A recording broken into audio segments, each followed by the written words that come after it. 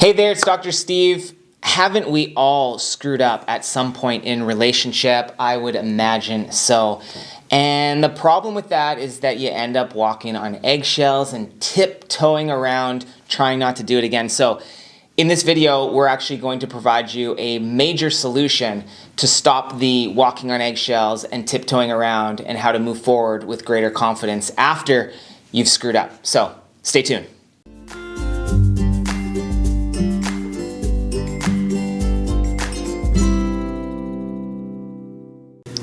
Okay, so we've definitely, if you're in a relationship, we've all gone through times, hey, whether you were a young kid, a teen, whether you're in your 20s or wherever you're at in your life, we all have times and moments where we do things that we perceive as being big screw-ups. So what we're going to do today is we're going to talk a little bit about some principle that we're going to be trying to go after and solve that I think could be really, really valuable for you.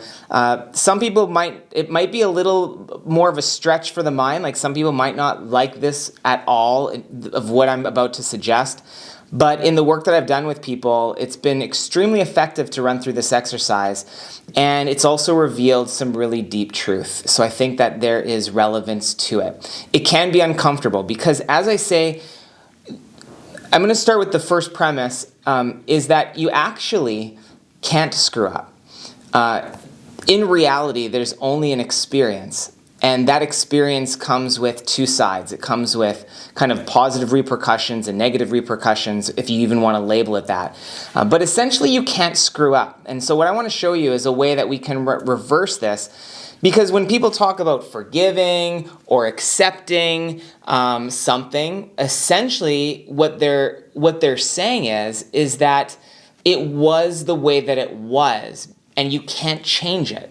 So acceptance is accepting that it was the way that it was. Well, you could say that it was the way that it was and still be internally resentful that it happened.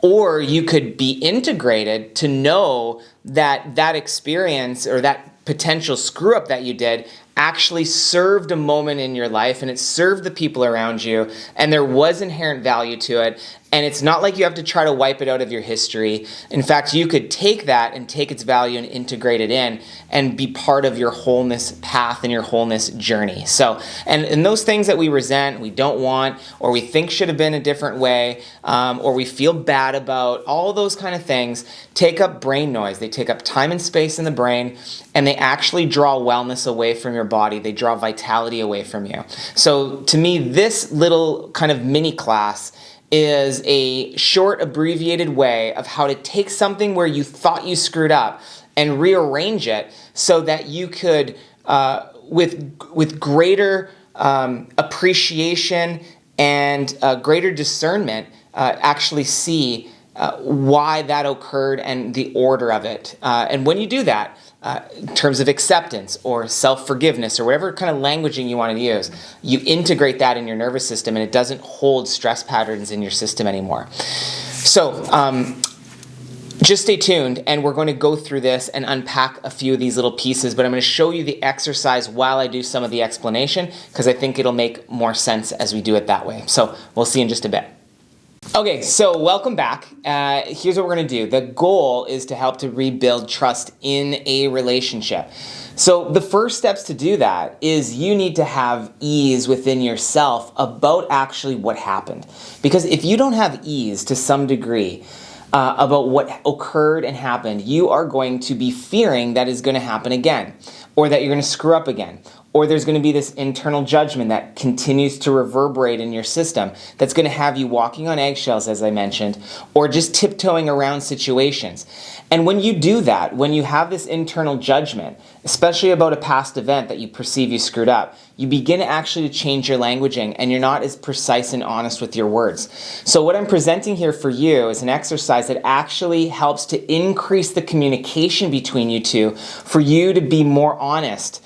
Because you're more honest with yourself about what actually occurred. And so here's how I want you to think about it first, is that let's just take this glass of water. It's in this lovely little cup with love on it. So wouldn't that be fitting for trust in a relationship? Now, within this is a glass of water. So water's in here. So if we take water like this circumstance, or maybe a screw up that you had, water on the upside hydrates me, and on the downside, with increases the possibility for me to have to take time away to go to the washroom. So now I can unpack probably 10 or 15 of those on either end, but I wanted just to show you that we perceive water as being oftentimes only good, but we could also say that it could be bad because it could take time away because I have to go to the washroom. So you can split in duality. You can split an experience of drinking water as both good, hydrating, and bad, increasing the potential to have to go pee and take time. So, so just know that your experience, whatever you did, comes packaged with advantages and upsides and goods, and disadvantages, downsides, and bads and negatives. And it comes with both of those pieces. And don't let anybody tell you that it doesn't, because I've done this hundreds and well, thousands actually of times with people. And every single time I go through something like this with people, we find both sides. So don't let anybody say in a very polarized, emotionally biased way that something does not come with both sides. Every single thing in nature comes with both sides. Every cell has two ends, two poles. A coin has two sides. So everything essentially has two sides fundamentally, both positive and negative. And so I want you to look at this situation the same way, except because there's resentment on it, what you have is a judgment that you're looking at your situation like this water, except you're only focusing on that it's going to take time to go pee. Like that's all you're focusing on. You're not seeing that it also can hydrate you at the same time. And so when you're thinking about you having to go pee, then you're thinking about being less productive, taking more time away from work, not accomplishing what you want.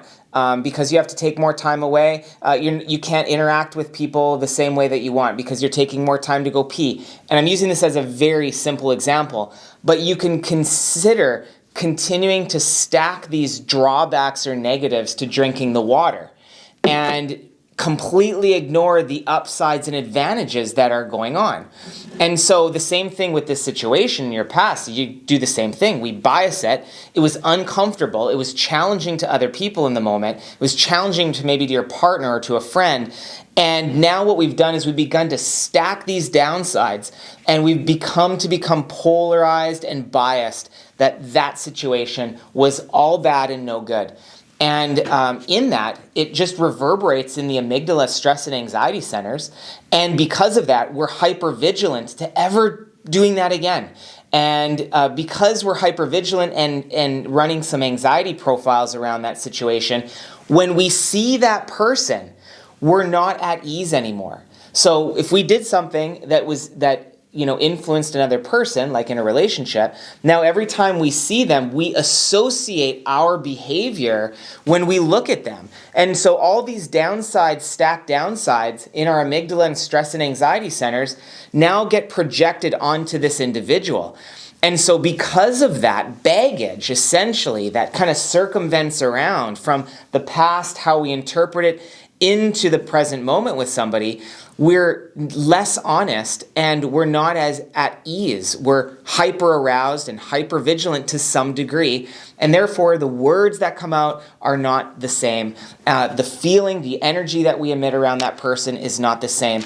And essentially, we're reinforcing the tone of distrust because we're not relaxed. We're not at ease. We're tense. And anyone that you're around that's tense immediately throws up red flags as to why are they tense? And your partner, if it's your partner, like they can smell that out easily from you. They could smell your tension out simply.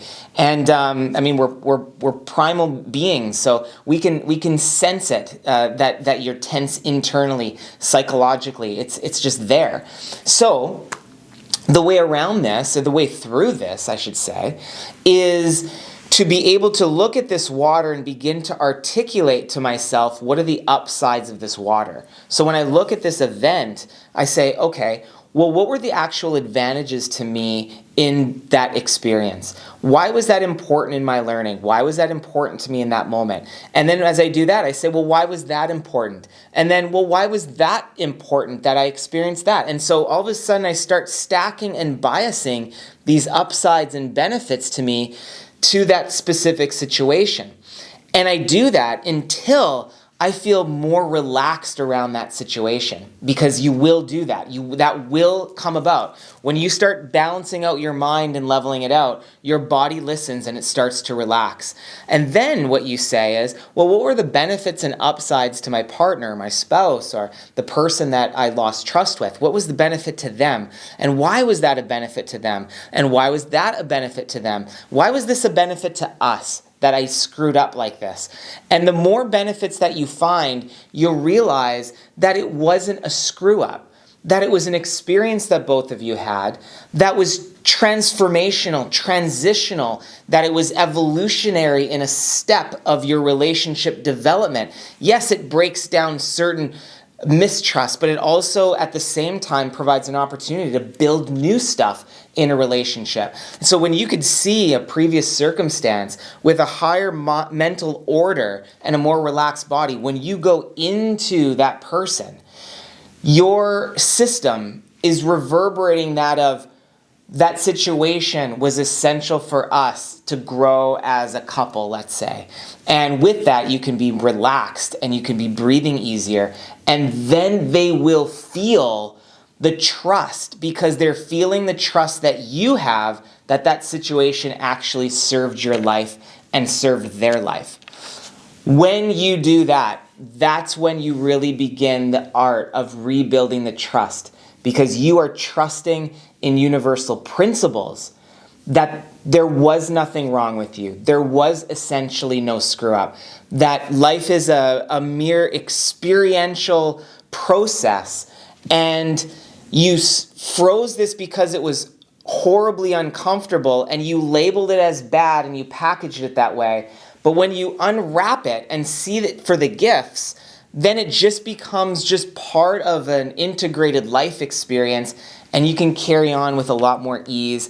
And that, to me, is the number one way to begin the process of building trust between two people, is you have to build the trust within yourself that that situation was essential for your life and for their life. And when you do that, you'll begin with ease. And it's not to let you off the hook. You'll realize that you lowered your standard most likely in that moment. You realize that there was upsides, but some of those upsides that you actually maybe lowered your standard, and you'll reclaim your power and say, I'm not going to lower my standards again. I'm going to hold a high standard while I honor that that was important and essential in our relationship dynamic.